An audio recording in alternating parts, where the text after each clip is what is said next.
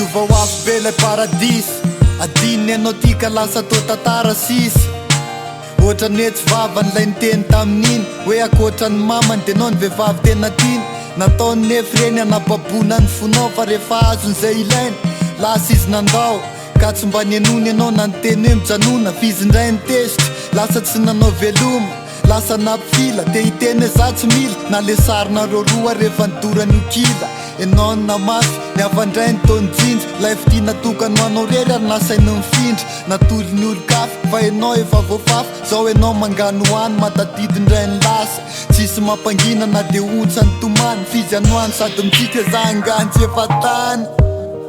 Ianao lay ny talaotsy mba menony fa olo-kafy indray no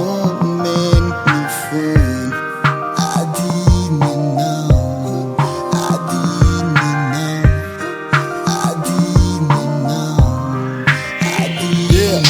Ohatrany andro ririnina miazy ny vadiky ny lela napatoriny tamy toko sy vady anao de fatavela de iny anao fa nino hoe izy ve de avitan-daingy marina fotanao zizy sady ny tana miaingy vehivavy vo nikotina tsy niteny na de ty de ny lehilahy tsy hiteny zany koa hoe mampirafy andry tsy ho mitovy ny lamba tenaina sy ny lamba mivaly mety anao izy amin'ny atoandro fa ny hafa izy amin'ny aly fa zay ty adaly anao matoko tsy malala fa nijanona ho tokapotoy mivory mailala nefa izy any ambadika any nge manao ny ataony sady mamisavisa hoe oviny anao vo mba ho laony miandrika endritoany fa lany tsiro anao ka ny hafandray ny tinoroany fetsika ao na mitory fitila zay ny fa manafotoany lasa nasika fiteny tofoka honizy ny hafandray mijereny